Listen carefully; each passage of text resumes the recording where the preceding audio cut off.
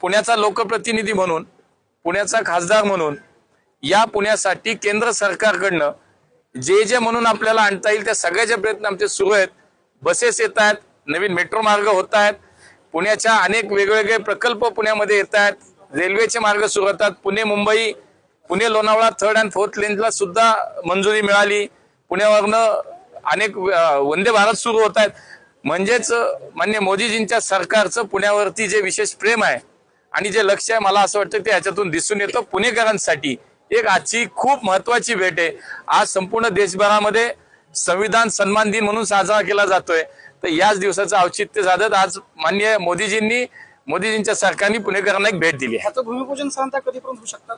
आता याच्या सगळ्या तांत्रिक प्रक्रिया पूर्ण होतील, मंजुरी झाली, आता त्याच्यानंतर त्याची टेंडर प्रक्रियेसाठी ज्या आवश्यक असतील त्या सगळ्या तांत्रिक पूर्तता केल्या जातील आणि लवकरात लवकर त्याचं भूमिपूजन होईल।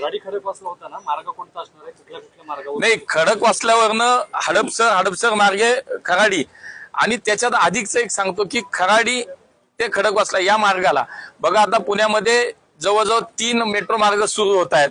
2 तर आधीच सुरू झाले, आता हा चालू होतोय, परत याचा हिंजवडी ते शिवाजीनगर सुद्धा सुरू होतोय।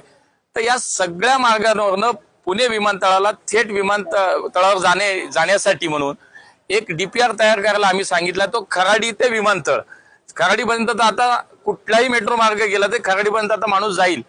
पुढच्या काळात हे विमानतळाशी सगळे मार्ग जोडले जावेत, म्हणून याचा सुद्धा डीपीआर, खराडी ते विमानतळ याचा डीपीआर ताबडतोब करण्याच्या सूचना सुद्धा आम्ही महामेट्रोला दिलेल्या आहेत।